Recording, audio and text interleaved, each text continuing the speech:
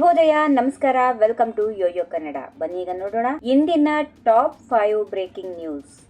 ವಿಜಯೇಂದ್ರನನ್ನ ತೆಗೆದ್ರೆ ನನ್ನನ್ನು ಹೊರಗೆ ಹಾಕದಿದ್ರೆ ನಾನು ನೇಣು ಹಾಕಿಕೊಳ್ಳುತ್ತೇನೆ ಎಂದು ಅಮಿತ್ ಶಾಗೆ ಯಡಿಯೂರಪ್ಪ ಬ್ಲಾಕ್ ಮೇಲ್ ಮಾಡಿದ್ರು. ಅದಕ್ಕಾಗಿ ನನ್ನನ್ನ ಉಚ್ಚಾಟನೆ ಮಾಡಿದ್ದಾರೆ ಎಂದು ವಿಜಯಪುರ ಶಾಸಕ ಬಸನಗೌಡ ಪಾಟೀಲ್ ಯತ್ನಾಳ್ ಹೇಳಿದ್ರು. ಯಡಿಯೂರಪ್ಪ ಕೆಳಮಟ್ಟದ ರಾಜಕೀಯ ಮಾಡಿ ಕೊನೆ ದಿನಗಳನ್ನು ಎಣಿಸುತ್ತಿದ್ದಾರೆ. ತಾನು ಸಾಯೋ ಮುಂಚೆ ವಿಜಯೇಂದ್ರನನ್ನ ಸಿಎಂ ಮಾಡೋದು ಅವರ ಆಸೆಯಾಗಿದೆ. ಹೀಗಾಗಿ ತಮ್ಮ ಮಗನ ರಕ್ಷಣೆಗಾಗಿ ಭಾಗಿಯಾಗಿದ್ದಾರೆ. ಜಗತ್ತಿನಲ್ಲಿಯೂ ಆಸ್ತಿ ಮಾಡೋಕೆ ಈ ಹೋರಾಟವನ್ನು ಯಡಿಯೂರಪ್ಪ ವಿಜಯೇಂದ್ರ ಮಾಡುತ್ತಿದ್ದಾರೆ.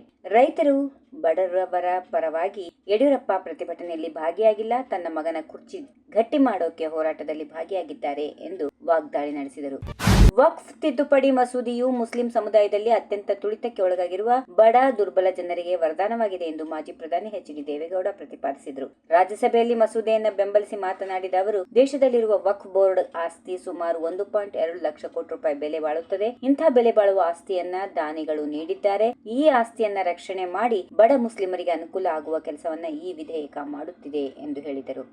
ಬೆಲೆ ಏರಿಕೆಯನ್ನ ಖಂಡಿಸಿ ಬಿಜೆಪಿ ಮುಖಂಡರು ನಡೆಸುತ್ತಿರುವ ಪ್ರತಿಭಟನೆ ಕುರಿತು ನವದೆಹಲಿಯಲ್ಲಿ ಮಾತಾಡಿರುವ ಡಿಸಿಎಂ ಡಿಕೆ ಶಿವಕುಮಾರ್, ಬಿಜೆಪಿಯವರ ಪ್ರತಿಭಟನೆಗೆ ನಾನು ಶುಭ ಕೋರುತ್ತೇನೆ ಎಂದು ವ್ಯಂಗ್ಯವಾಡಿದ್ದಾರೆ. ನಾವು ಹಾಲಿನ ದರ ಹೆಚ್ಚಳ ಮಾಡಿರುವುದರಿಂದ ರೈತರಿಗೆ ಹೆಚ್ಚು ಅನುಕೂಲವಾಗಲಿದೆ. ರೈತರ ಬದುಕನ್ನು ಸಹ ನಾವು ನೋಡಬೇಕಲ್ಲವೇ? ರೈತರ ಪಕ್ಷ ಎಂದು ಕೇವಲ ಹಸಿರು ಟಾವೆಲ್ ಹಾಕಿಕೊಂಡ್ರೆ ಸಾಕೆ? ಊರುಗಳಿಗೆ ನಾವು ಹೋದಾಗ ರೈತರು ನಮ್ಮನ್ನ ಹೊಡೆಯಲು ಬಂದಿಲ್ಲ, ಅದೇ ನಮ್ಮ ಪುಣ್ಯ. ಅನೇಕ ರೈತರು ಹಸುಗಳನ್ನ ಮಾರಾಟ ಮಾಡಲು ಹೋಗುತ್ತಿದ್ದಾರೆ. ಈ ಹಿಂದೆ ಬೆಲೆ ಹೆಚ್ಚಳವಾದಾಗ ಅವರುಗಳು ಜನಪ್ರತಿನಿಧಿಗಳಾಗಿದ್ರು ಅಲ್ವೇ ಎಂದು ಕುಟುಕಿದರು. ವಕ್ಫ್ ಹಗರಣದಲ್ಲಿ ಅನೇಕ ಕಾಂಗ್ರೆಸ್ ಮುಖಂಡರ ಹೆಸರುಗಳಿವೆ ಹೀಗೆಂದು ಬಿಜೆಪಿ ರಾಜ್ಯಾಧ್ಯಕ್ಷ ಬಿವೈ ವಿಜೇಂದ್ರ ಆರೋಪಿಸಿದ್ದಾರೆ. ಫ್ರೀಡಂ ಪಾರ್ಕ್ ನಲ್ಲಿ ಬಿಜೆಪಿ ಅಹೋರಾತ್ರಿ ಪ್ರತಿಭಟನೆಯಲ್ಲಿ ಅವರು ಈ ಗಂಭೀರ ಆರೋಪ ಮಾಡಿದ್ದಾರೆ. ಕಾಂಗ್ರೆಸ್ಸಿಗರು ವಕ್ಫ್ ಹೆಸರು ಹೇಳಿ ಲಕ್ಷಾಂತರ ಕೋಟಿ ರೂಪಾಯಿ ಮೌಲ್ಯದ ಆಸ್ತಿ ಮುಟ್ಟುಗೋಲು ಹಾಕಿದವರು. ಇದಕ್ಕೆ ಕರ್ನಾಟಕವೇ ತಾಜಾ ಉದಾಹರಣೆ. ಈ ಹಗರಣದಲ್ಲಿ ಕಾಂಗ್ರೆಸ್ನ ಅನೇಕ ಮುಖಂಡರ ಹೆಸರು ಕೂಡ ಈ ಹಿಂದೆಯೂ ಕೇಳಿ ಬಂದಿತ್ತು. ಹಾಗಾಗಿ ವಕ್ಫ್ ತಿದ್ದುಪಡಿ ಮಸೂದೆಯನ್ನ ಕಾಂಗ್ರೆಸ್ನವರು ಸಹಜವಾಗಿಯೇ ವಿರೋಧಿಸುತ್ತಾರೆ ಎಂದರು.